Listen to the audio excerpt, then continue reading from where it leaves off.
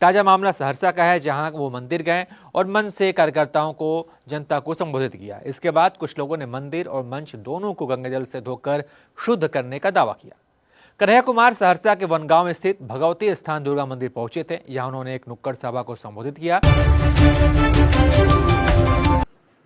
नमस्कार, बहुजन संवाद में आपका स्वागत है। को हम प्रस्तुत करते हैं सप्ताह की बात कार्यक्रम, और सप्ताह की बात में हम चर्चा करते हैं देश और दुनिया की खबरों की, और खबरों पर टिप्पणी करने के लिए हमारे साथ जुड़ते हैं देश के जाने माने विशेषज्ञ पत्रकार और राजनीतिक सामाजिक कार्यकर्ता। पिछला सप्ताह जो गुजरा है उसमें भी अन्य कई घटनाएं हुई है, तो सलीम खान जी आप बताएं क्या सोचते हैं पिछले सप्ताह की घटनाओं को लेकर। और इस तरह की बातों को, अभी खबर आई है कि राजस्थान के अंदर और यूपी के अंदर ईद को लेकर भी बवाल की स्थिति निर्मित हुई है।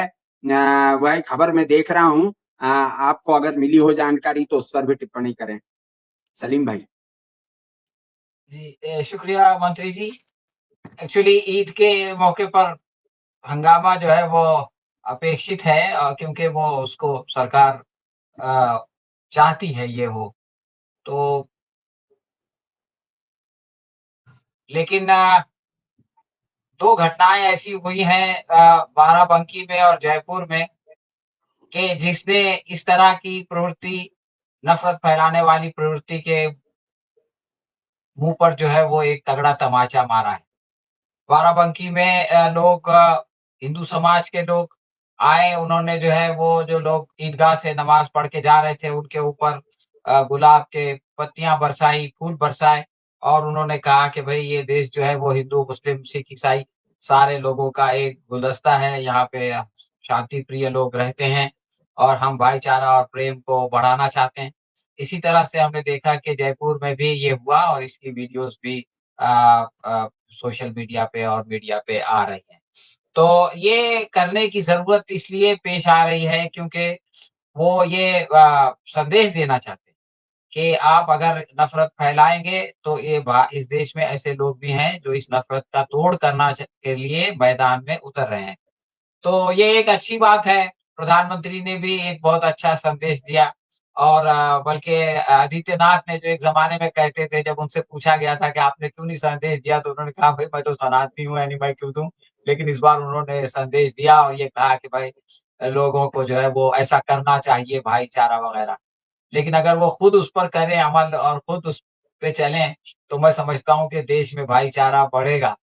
इसलिए कि अगर उनकी नीयत ठीक होती तो वो संभल की जो शाही मस्जिद के कमेटी के अध्यक्ष हैं जफर अली, उनको गिरफ्तार नहीं करते और उल्टा दंगों का इल्जाम उनके ऊपर नहीं मढ़ते। तो इनका मामला ये है कि ये जो है दूसरों को प्रवचन देते हैं, लेकिन खुद उस पर जो है वो अमल नहीं करते, बल्कि खुद उसके विपरीत अमल करते हैं। इसकी वजह से सारा गड़बड़ी होती है। ईद से एक दिन पहले महाराष्ट्र में एक घटना घटी और वो ज़रा ज़्यादा सीरियस है। अ, वो ये है कि भीड़ में एक गेवराई नाम का गाँव है, वहाँ पर एक मस्जिद में सुबह 2:40 पे धमाका हो गया। अब आप देखिए कि वो जिन लोगों ने धमाका किया है, वो 2 नौजवान हैं, विजय रामा गावहाने उनका नाम है और श्री राम अशोक सागरे दूसरे का नाम है। उन लोगों ने अपनी वीडियो बनाई, ये जिलेटिन के साथ, और उसको अपने इंस्टाग्राम अकाउंट पे डाला। और इंस्टाग्राम मतलब आप इससे जान सकते हैं कि हमारी सरकार है, हम जो है अपनी वीडियो बनाएँगे, दिखाएँगे सारी दुनिया को कि हम ये कर रहे हैं, तो भी हमारे ऊपर कोई आक्षेप नहीं होगा, हमारे ऊपर कोई मुश्किल नहीं आएगी। इससे अंदाज़ा होता है कि किस तरह से जो समाज में जो एंटी सोशल एलिमेंट हैं, उनको किस तरह से बढ़ावा दिया जा रहा है। ये चीज़ कैसे इतनी आसान हो जाती है, इस पर मैंने विचार किया, तो ये जो दूसरा घटना है जयपुर की, उसने मुझको समझाया। देखिए जयपुर के सांगानेर में एक मंदिर है, वीर तेजा मंदिर। तो वीर तेजा मंदिर में जो है वो मूर्तियाँ टूटी हुई मिली और उसको जो है एक सिद्धार्थ नाम के नौजवान को इसके लिए पकड़ा। तो उसने बताया कि भाई मैं एक कैफ़े चलाता हूँ, कैफ़े में घाटा हो रहा है और अभी बंद होने वाला है और इसकी वजह से मैं डिप्रेशन में था और मेरा मानसिक संतुलन खराब हो गया था। मैंने एक बड़े होटल में अपने एक दोस्त के साथ शराब पी, आके गाड़ी रोका, वहाँ मंदिर के बाहर कुछ कुत्ते बैठे थे, उनको खा रोटियाँ डाली जो साथ में लाया था और उसके बाद मंदिर में गया और मंदिर में जाने के बाद उसने मूर्तियों को तोड़ दिया, ये कह के कि ये मेरे साथ क्यों हो रहा है? और उसके बाद अपनी मंगेतर को फ़ोन करके बता दिया, कि मैंने ऐसा काम कर दिया है और पुलिस के सामने भी उसने ये बात मान लिया। तो इससे पता चलता है कि ये जो देश की आर्थिक समस्याएँ हैं, बेरोज़गारी है या जो ये है आप समझ लें कि महँगाई है या ये कि जो मंदी है, धंधा कारोबार खत्म हो गया है, इसने लोगों के ऊपर मानसिक दबाव इतना बढ़ा दिया है कि वो जो है वो कहीं मस्जिद में जाके जो है वो बम फोड़ते हैं, कभी मंदिर में जाके मूर्तियाँ तोड़ते हैं। असल में सरकार यही चाहती है कि वो उससे आके ये नहीं पूछे कि भाई हमारे अच्छे दिन कहाँ हैं? आप तो बड़े-बड़े वादे करके आए थे और आज हम लोगों की ये मुश्किल है। तो सरकार खुद चाहती है कि वो लोगों को नफ़रत की शराब पिला-पिला के जो है वो मस्जिदों के खिलाफ और मुसलमानों के खिलाफ लगाए रखें ताकि वो उनसे सवाल ना करें। वरना फिर ये होगा कि वो जो है वो सरकार से पूछेंगे और सरकार को घेरेंगे। श्रीलंका जैसी सिचुएशन यहाँ पैदा हो जाएगी। तो इससे अपने आप को बचाने का यही रास्ता है। और जब कभी वो लोगों को मस्जिद में भेजने में नाकाम हो जाते हैं, तो वो मंदिर में चले जाते हैं। इसी तरह का एक वाकया, ये सिर्फ़ आर्थिक कारण नहीं है। जम्मू में 2-3 साल पहले की बात है। इसी तरह की एक घटना घटी थी, तो एक मंदिर में जो है वो मूर्तियों की तोड़-फोड़ हो गई, बल्कि आग भी लगा दी गई थी। तो वहाँ पर जो नौजवान पकड़ा गया, उसका नाम अर्जुन शर्मा था। तो उससे पूछा गया कि तुमने ऐसा क्यों किया? तो उसने कहा कि यहाँ से काला जादू होता था, मैंने उससे मना किया और गाँव के सरपंच को बताया और सारे बड़े लोगों को बताया कि ये गलत हो रहा है, ये नहीं होना चाहिए, इससे बहुत सारी परेशानी हो रही है लोगों को। लेकिन किसी ने मेरी बात नहीं सुनी, तो आखिर तंग आके मैंने ये कर दिया। तो आप ये देखिए कि दूसरे भी ऐसे कारण हैं जिसकी वजह से लोगों के अंदर फ्रस्ट्रेशन पैदा होता है और वो फ्रस्ट्रेशन जो है वो किसी न किसी तरह से एक्सप्रेस होता है और उसकी वजह से फिर ऐसी घटनाएँ होती हैं और कभी-कभार इस तरह की घटनाओं से जो है वो बहुत बड़ा दंगा-फ़साद भी हो जाता है। एक और कारण अभी पिछले हफ्ते मध्य प्रदेश आपके मध्य प्रदेश का ही है, सागर में दत्तात्रेय मंदिर है। तो उसमें जो है वो सिर्फ़ ब्राह्मणों को अंदर जाने की इजाज़त है और एक गोलू शेंडे नाम का आदमी है, जिसने उस पे कब्ज़ा करके रखा हुआ है। वो ये कहता है कि दत्तात्रेय सिर्फ़ ब्राह्मणों के देवता हैं, इसलिए कोई दूसरा नहीं आ सकता। अब इसके खिलाफ उत्तम सिंह लोधी साहब जो है वो अदालत में गए कि भई ये गलत हो रहा है, ये भेदभाव नहीं होना चाहिए। तो अदालत ने उनका मुकदमा खारिज कर दिया।